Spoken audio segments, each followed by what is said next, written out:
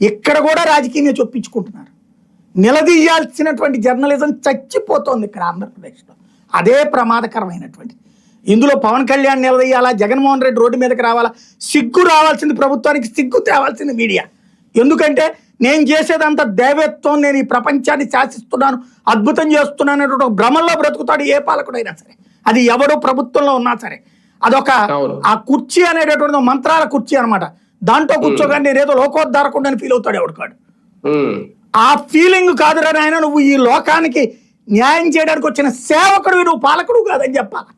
నువ్వు సేవకుడివి. సేవకుడు పాలకుడురా నెత్తినెక్కి కూర్చుంటుంటే మీడియా నిద్రపోతుంది.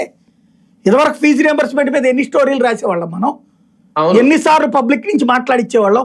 ఏ మీడియా వాళ్ళు నిద్రపోతుంది. రోజు డిబేట్లు చేసి పొద్దున్నే జగన్ ఎట్ట తిట్టిద్దాము, పవన్ ఎట్ట తిట్టిద్దాము, చంద్రబాబుని ఎట్ట తిట్టిద్దాం, ఇవి మీడియాల పాత్ర అంతే.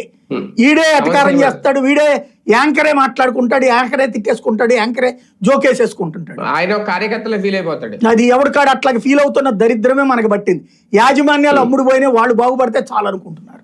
సమస్య ఎక్కడ వస్తుందయ్యా అంటే ఫీజు రియంబర్స్మెంట్ అనేటటువంటిది ఆరోగ్యశ్రీ లేకపోతే భవిష్యత్ తరాలని మనం నాశనం చేసినట్టు. భవిష్యత్ తరాలు కాదు, ఈ తరమే నాశనం అయిపోయినట్టు, ఈ తరమే నాశనం అయిపోతున్నట్టు.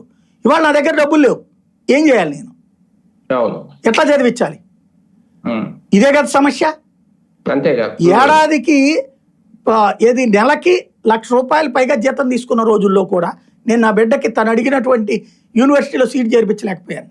ఎందుకంటే అక్కడ ₹25 లక్షలు అన్నారని. చివరికి వేరే యూనివర్సిటీలో చేర్పించాను MBAకి.